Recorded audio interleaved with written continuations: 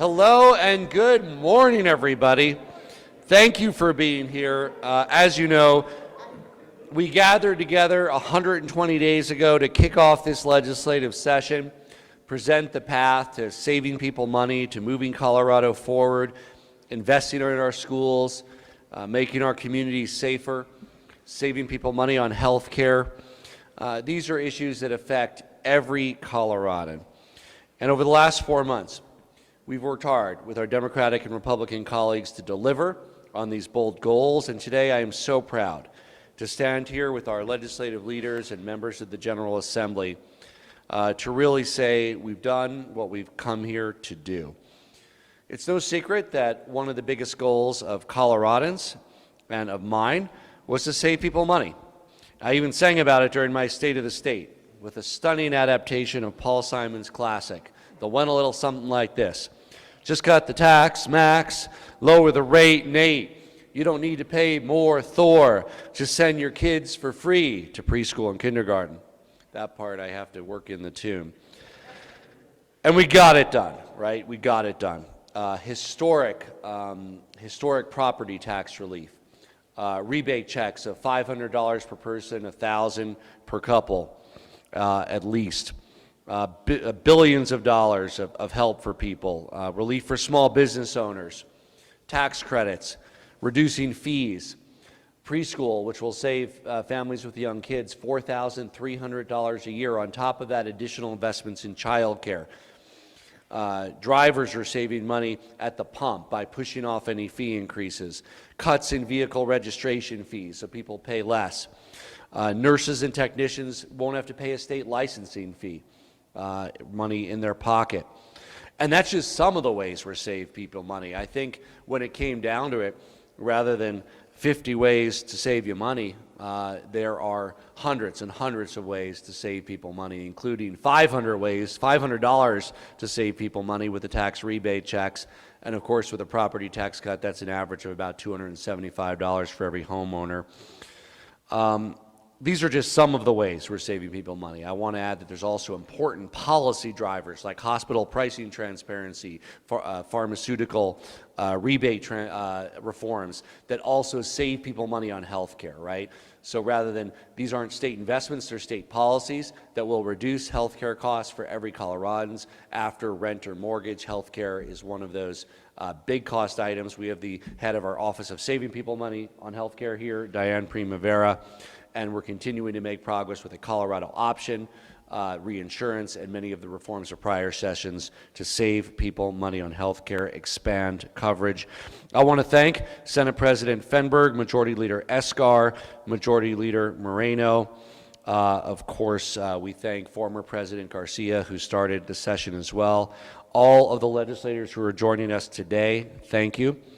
And of course, thank you to the biggest guy in the room, Speaker Garnett, for being a tremendous leader these past 4 years.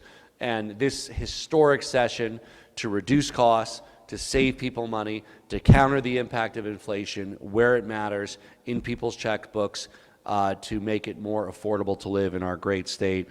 Speaker, your efforts have made our state a better place for everyone, and I'm proud to introduce the Speaker of the General Assembly, Alec Garnett.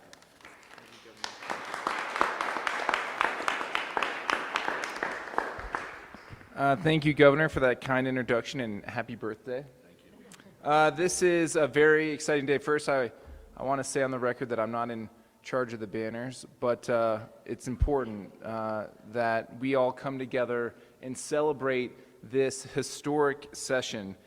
Our job as lawmakers is to govern our state responsibly and respond to the most pressing needs in our communities and deliver results for Colorado, and that's exactly what we did this session. We've heard from Coloradans about the most pressing needs, making sure that we are helping people save money. We know that the cost of living is rising, and we need to do everything we can to help support Coloradans across the state. That's why in my opening day remarks, I said my #1 priority this session is to bring down the cost of living in Colorado and make life more affordable, to help get money in the pockets of families across our state.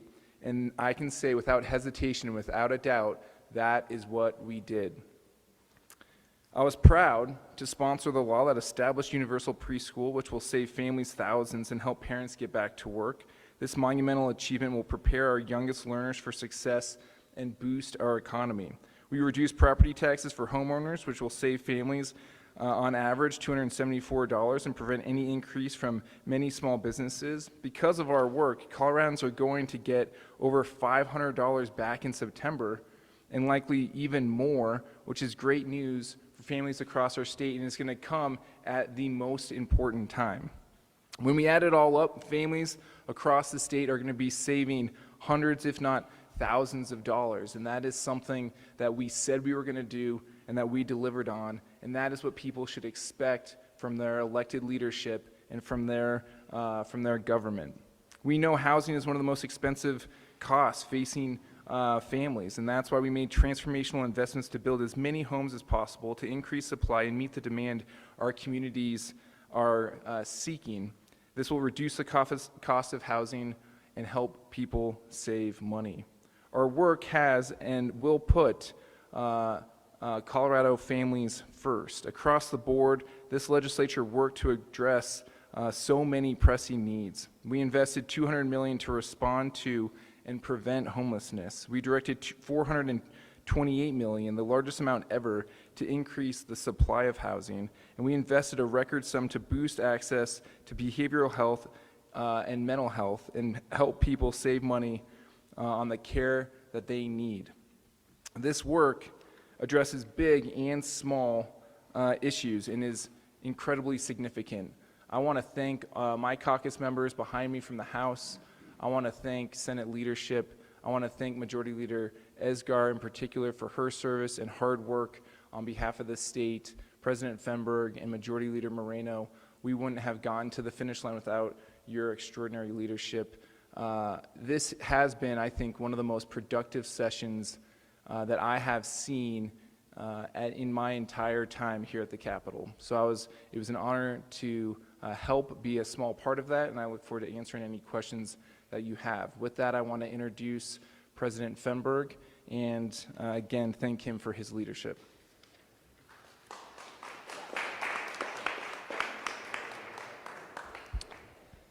Thank you, Speaker Garnett, and thank you for all of your work and service to the state of Colorado.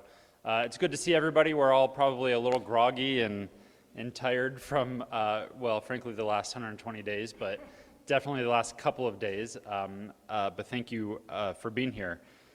Look, Coloradans have been through quite a bit over the last couple of years, from devastating wildfires that have been in so many of our communities to the rising cost of living that we are obviously seeing all over the world, all over the country, and across our state. It hasn't been an easy couple of years, that's for sure. But when we gathered here 120 days ago, we shared our plan to move Colorado forward through meaningful legislation by making Colorado a more affordable place to live, building safer and healthier communities, and setting students, teachers, and our workforce up for success for what lies ahead. Today, we get to take a moment to highlight the ways we saw those goals through to reality, and we're incredibly proud of all of those accomplishments. From providing tax relief and cash back to families to drastically increasing the supply of safe and affordable housing, we made Colorado a more affordable place to live and kept more hard-earned money in homeowners' pockets. From expanding access to behavioral health care and increasing the availability and affordability of those life-saving services for so many families, we transformed our behavioral health system. From providing local governments with the resources needed to keep folks safe, to cracking down on theft, to rebuilding more resilient, sustainable communities, we invested in the well-being and safety of our communities all over this state. From creating universal preschool to boosting funding for higher ed, special ed, and our K-12 schools, we set students and teachers up for success for the future. From granting tens of thousands of county workers collective bargaining rights and giving them a seat at the decision table in creating a more affordable and more successful pathways to successful careers, we stood up for the working people of Colorado and invested in the folks that keep our economy running every single day. Look, together we have experienced some incredibly real and serious challenges. But Coloradans are strong, Coloradans are resilient, they are determined to get through these challenges together. And they deserve to have elected officials who put their differences aside and work together to help them. And that's what we have done. For the last 120 days, we have taken decisive and measured action to get through this together. Coloradans today and generations to come will have a better state because of all of that work. It's an honor to serve the people of Colorado, to lead them during times of crisis, to steer the ship and right it when necessary. And I'm so incredibly proud to do it with all of these leaders that are here with us today. I'm incredibly proud of what we accomplished together. I'm proud of Colorado and their perseverance and what they have gone through over the last few years and what they have set up to make sure this state is even more successful and thrives into the future. Thank you all for being here. Thank you for being with us and asking the tough questions and helping us communicate to Coloradans about all the incredible work that we have done over the last several months. For now, I want to hand it over to a real partner in getting all of these big accomplishments across the finish line, Majority Leader Eskar.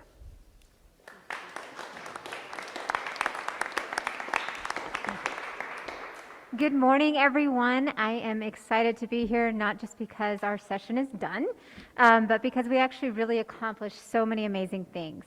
From saving people money on property taxes to creating affordable pathways for students to actually earn degrees. I'm so proud of what we were able to accomplish this session, not just for Southern Colorado, but all communities across our state. We significantly increased funding for K-12 public education, money that districts could actually use to raise teacher pay, reduce class sizes, and improve the education outcomes for all students. We increased funding to districts with more at-risk students and finally boosted funding for special education. All told, we passed a nearly $550 million, or sorry, that would be nice. All told, we passed a nearly $550 increase per pupil funding and brought down the budget stabilization factor to the lowest point since it was ever created. Because of our work, Coloradans have expanded options to enter new careers and save money on degree and certificate programs that lead to good jobs in our growing industries in the state. These new pathways will open up for higher paying jobs and create new opportunities for workers in our state. We know workers deserve every opportunity to earn fair wages and thrive. Colorado's public sector workers served on the front lines of the pandemic, and they protect our communities every single day. Now, they will have a seat at the table. I believe that every worker should have the right to negotiate for a better life for themselves and for their families. And I'm proud that we delivered that right for nearly 40,000 workers in Colorado. I also want to turn now to what I know is one of the most important laws that we passed this session, the Reproductive Health Equity Act. We knew going into this session that we had to protect the right to have an abortion here in Colorado, and that's exactly what we did with the people standing behind me and my co-sponsor right here, Meg Froelich. Thank you. The Supreme Court, we know, is on the cusp of ripping away a right that we've had for over 50 years. Women around the country are about to have their access to abortion completely taken away, threatening the health and safety of millions. I am so proud of the lawmakers standing here who fought for the people's right to make their own health care decisions. I'm proud that we stood up for the countless women who will rely on the providers in our state for life-saving care. This wasn't easy, you all know that. I personally want to thank the committee members who spent over 14 hours hearing the Reproductive Health Equity Act, and then my housemates spent 24 hours on the floor just a few days later to get that law passed. I'm proud to say that abortion will stay safe and legal here in Colorado. I am so proud of all of the work that we've done on behalf of the people of Colorado this year. The laws we passed will have lasting benefits for workers, families, communities in every part of our state. I too feel like in my 8 years here, this has been the most productive session. We have done big things, but we've also done a lot of great smaller things that are going to benefit people, Coloradans, saving them money across every part of this state. It's been an honor to serve in this capacity, and it's been an honor to serve with the people standing behind me. And Governor, it's been an honor to serve with you as well. But I would be remiss if I didn't say that what I call sometimes my work wife / best friend, Senator Majority Leader now, Moreno, Thank you, and I will turn it over to you.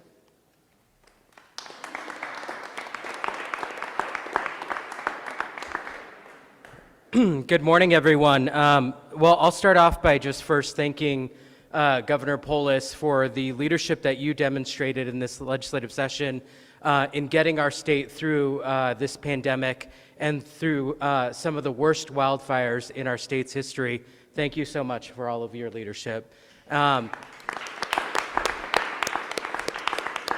And I also just want to acknowledge, obviously, the service of two people who I consider my closest friends in the legislature, Speaker Alec Garnett and Majority Leader Esgar, who are term limited. Thank you so much for your service to our state. I want to reflect just for a second on really the historic nature of this legislative session. I think you've heard a lot about the policies that were passed, and any one of those could have been a defining piece of legislation for this session. But in reality, what happened is that there were 15 or 20 hallmark pieces of legislation, and we did them all at once.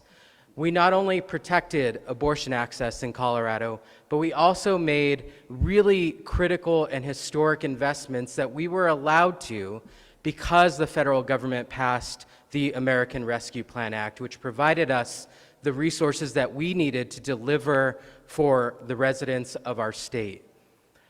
Not only did we transform the way that state government operates by creating the new Behavioral Health Administration, by creating the Office of Early Childhood, by delivering on universal preschool, but we also made historic investments in affordable housing, because we all know that we have an affordable housing crisis in Colorado. And so the legislature stepped up to the plate by investing $500 million in trying to increase the supply of affordable housing.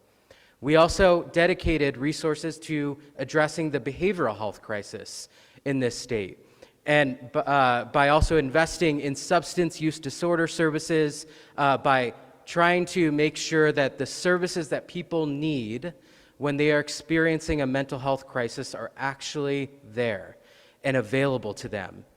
And it is related as well to the bill that was passed on fentanyl, because most of that bill actually included some incredible resources for substance use disorder treatment.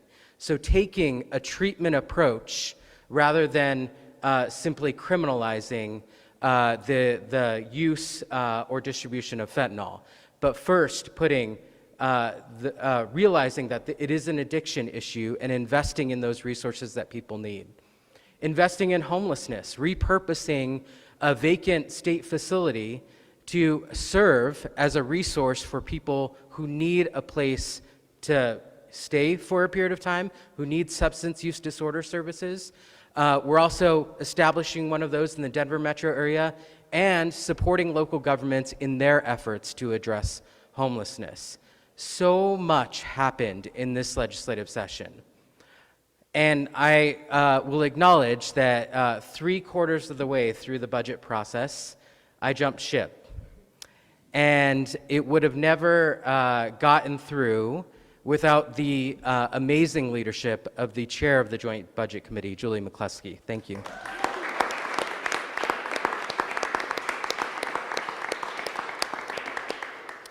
So much was done this legislative session. There is still clearly more to do.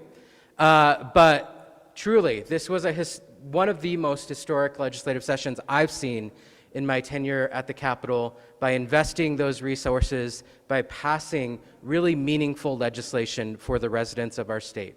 So thank you all for those late nights that you were with us, for the musical interludes that you provided. It helped to get us through. So really an amazing session, and good work to all. So I also want to second what Senator Moreno said. You know, one of the greatest undersung stories of this session is the thoughtful bipartisan way that we use the American Rescue Act funds. And you can look to other states where there were enormous fights between executive and legislative branch, between Republicans and Democrats. That didn't happen here. We had a thorough statewide listening tour Republicans, Democrats, executive, legislative, and no surprise that we heard in every corner of our state, housing, behavioral health. And so working together, Republicans and Democrats crafted transformational investments in behavioral health, in housing, in workforce, and reducing homelessness. And the way that our elected leaders rose to the occasion on getting the biggest benefit for our state from these one-time funds is really extraordinary. And I want to thank legislative leaders and members on both sides for their incredible work on why making strong investments with the American Rescue Act funds. With that, we're happy to open it up. Marianne?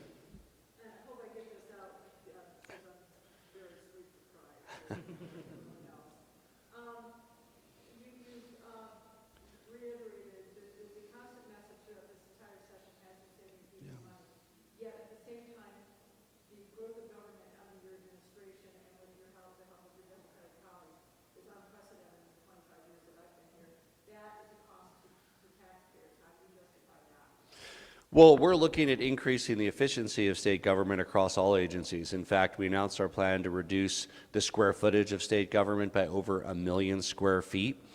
There are a lot of temporary positions. We talked about American Rescue Act.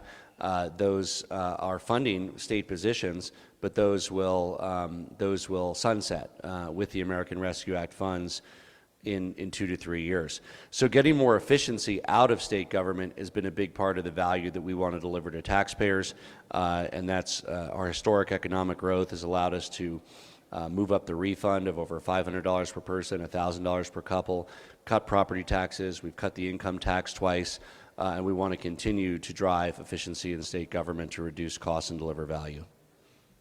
Ed? Oh, let me just say one more. I think you already wrote it, but also there's so many saving people money things. I will come up with a list, but it's way more than 50. But the SALT Parity Act also will save LLCs in our state hundreds of millions of dollars on federal taxes that will come back to them to benefit Colorado. And so that's another great reform. These are often the smaller businesses. As you know, larger ones are usually C Corps, so it could be your town's local law firm with 5 employees and other small businesses. So hundreds of millions of dollars coming back to Colorado for our small businesses from the federal government. Very excited about that. Ed? Okay, thank you. And shifting a little bit to making our community safer. So what can you point to that you did in this session and tell that to the Denver business owner who can't bring their employees back downtown because they're too scared to work here right now? Yeah. What is going to make people feel safer and change that? So we have some members here and leaders that will speak to a few specific bills, but the big picture is we announced our goal of making Colorado one of the 10 safest states. We have made major progress on what the state needs to step up and do to make Colorado safer this session, including investments in more and better policing, including investments in co-response models to free up law enforcement officials to fight crime, including investments in the Colorado Bureau of Investigation to investigate serious and interjurisdictional crime, including additional criminal penalties around dealing fentanyl and possessing fentanyl, including work to support our law enforcement professionals with the mental health support that they need to do their work successfully. So we all know that our cities, through their police departments, our counties, through their sheriff departments, are on the front lines of fighting crime. And the big message from this session of the General Assembly is help is on the way. Does anybody want to address some of the specific public safety package bills? Speaker? Thanks, Gov. I think you did a really good job outlining it. I think it's important to note that when it comes to addressing the fentanyl crisis, the legislation that we passed last night is a comprehensive, monumental step forward in providing the tools to both law enforcement and prosecutors to get dealers off of the street. When I was talking to DAs in December, that was their main focus. How do we make sure that the tools are provided to prosecutors to hold those dealers accountable? And when you look at House Bill 1326, all of those tools are provided. When it comes to Denver in particular, these tools are going to go a long way to making sure that the stories that we've heard about people getting picked up with thousands of pills in their pocket and going in one door and out the other is going to stop. And so I look forward to backing up what the governor said, which is help is on the way, resources are going to law enforcement across the state, and the tools are there to help address the issues that people are seeing on the ground. Yes. Jesse?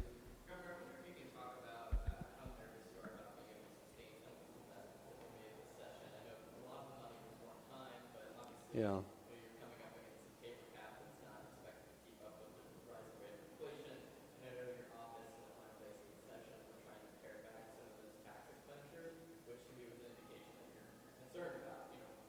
Yeah.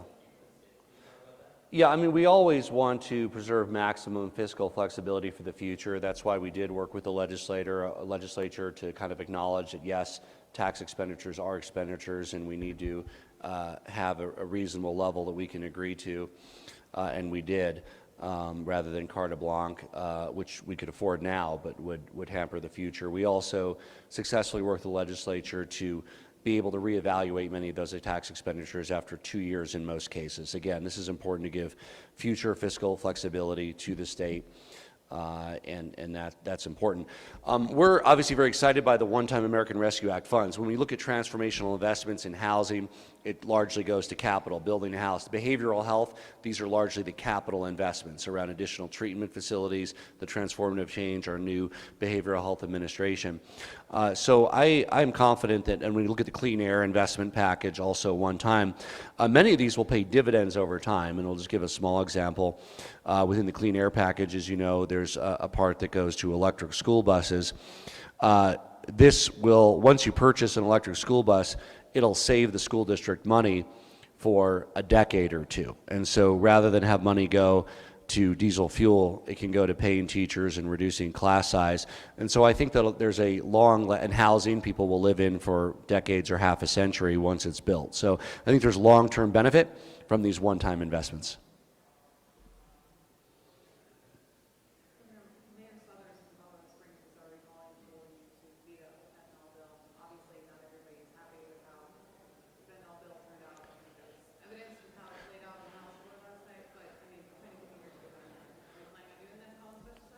Well, look, you obviously can't make everybody happy on every bill, but it was great to see law enforcement, DAs of both parties come together with legislators of both parties and have a very thoughtful discussion about how we can reduce crime and reduce fentanyl deaths in Colorado.